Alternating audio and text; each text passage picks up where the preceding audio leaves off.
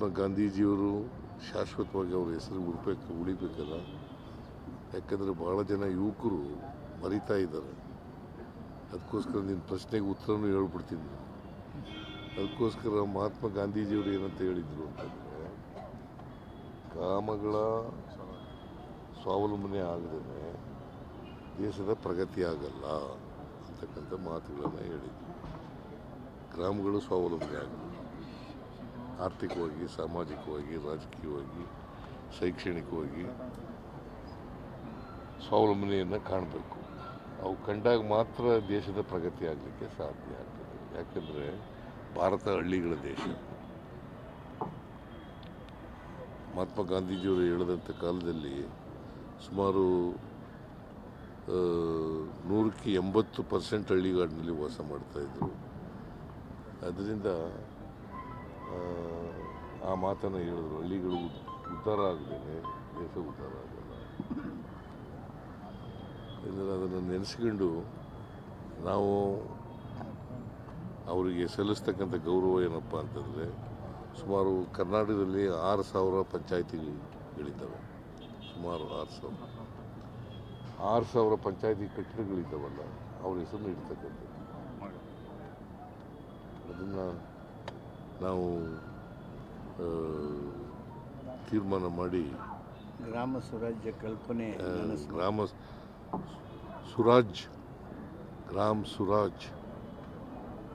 ಅದರ ಕಲ್ಪನೆಯನ್ನು ಕೊಟ್ಟವರು ಮಹಾತ್ಮ ಗಾಂಧಿ. ಗ್ರಾಮಗಳು ಸ್ವತಂತ್ರ ಆಗಬೇಕು. ಅವ್ರು ಹಿಂಗೆ ಬಯಸಿದ್ರು ಅಂತಂದರೆ, ಹಳ್ಳಿಗಳು ಸ್ವಾವಲಂಬನೆಯಾಗಿ ಹಳ್ಳಿಯಿಂದ ದಿಲ್ಲಿಗೆ ಹೋಗಬೇಕು, ದಿಲ್ಲಿಯಿಂದ ಹಳ್ಳಿಗೆ ಬರಬಾರ್ದು.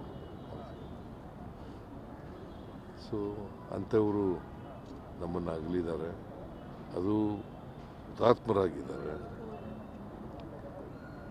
ಗುಂಡೇಟಿನಿಂದ ಸತ್ತಿದ್ದಾರೆ. ಅದು ಎಲ್ರಿಗೂ, ನಮ್ಮ ಭಾರತೀಯರೆಲ್ರಿಗೂ ಕೂಡ ನೋವನ್ನುಂಟು ಮಾಡ್ತಕ್ಕಂಥ ಸಂಗತಿ ಅಂತಕ್ಕಂಥ ಮಾತುಗಳನ್ನು ಸಂದರ್ಭದಲ್ಲಿ ಬಯಸ್ತಾ ಇದ್ದಾರೆ.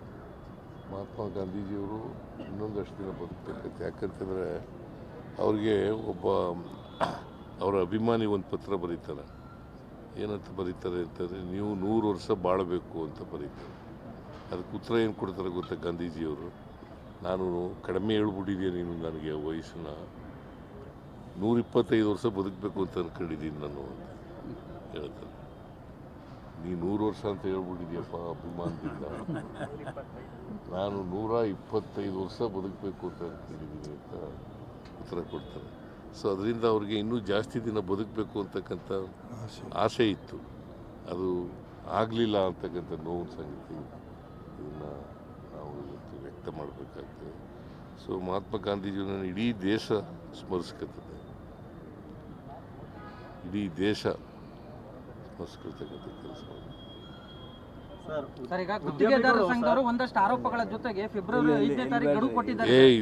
ಅಲ್ಲ, ಬಾಕಿ ಬಿಲ್ ಬಿಡುಗಡೆಗೆ ಸರ್, ಬಾಕಿ ಬಿಲ್ ಬಿಡುಗಡೆಗೆ ಸಂಬಂಧಪಟ್ಟಂತೆ ಗಡುವು ಕೊಟ್ಟಿದ್ದಾರೆ. ಬಾಕಿ ಬಿಲ್ ಬಿಟ್ಟೋದವರು BJP ಅವರು.